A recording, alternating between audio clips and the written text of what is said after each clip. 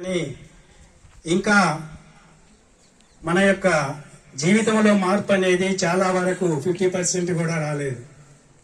చూస్తూ ఉన్నాం. మన పాఠశాలలో 610 మంది పిల్లలు చదువుతూ ఉంటే 610 మందిలో దాదాపు 550 మంది పిల్లలు పైన పనిచేసే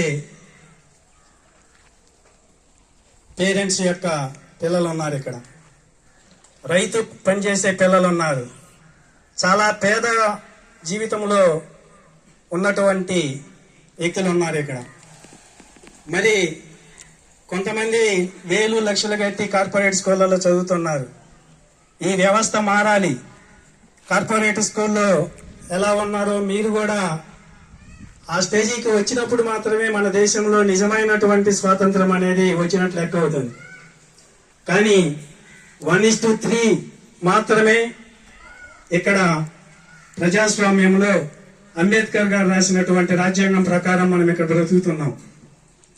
కాబట్టి మన జీవితాలు బాగుపడాలంటే మీరు బాగా చదువుకొని పై స్థాయికి వచ్చి ఒక మంచి ఉన్నత స్థాయిలోకి వెళ్ళినప్పుడు మీ తరం తరువాత తరం వారు, మీ పిల్లలు కానివ్వండి, ఎవరైనా వాళ్ళు అప్పటికన్నా ఈ ప్రజాస్వామ్యంలో ఒక ఉన్నత స్థానంలోకి వచ్చి అంబేద్కర్ ఆశయాలను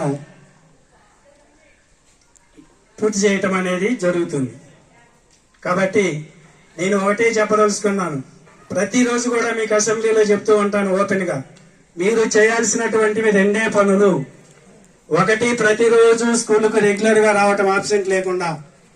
రెండోది, వచ్చిన తర్వాత కష్టపడి చదువుకొని మంచి మార్కులతో 10వ తరగతి పాస్ అయి మంచి కాలేజీలో చేరి ట్రిపుల్-ఐటీలో కానీ లేకపోతే మంచి ఎంసెట్లో సీటు సంపాదించి ఒక ఇంజనీరు, ఒక డాక్టర్ అయినప్పుడు మీ జీవితాలు మారిపోతాయి, మీ తల్లిదండ్రుల యొక్క జీవితాలు మారిపోతాయి. కాబట్టి మీరు రోజు స్కూల్కు రావటం, రోజు చదువుకోవటం, ఒక ఉన్నత స్థాయిలోకి వెళ్ళటం అనేది మీ ముందున్నటువంటి ఏకైక లక్ష్యం. కాబట్టి దానిని మీరు ఎన్ని ఇబ్బందులు ఎదురైనా మీ లక్ష్యాన్ని మర్చిపోకుండా సాధిస్తారని ఈ సందర్భంగా నేను మిమ్మల్ని కోరుకుంటూ ఉన్నాను.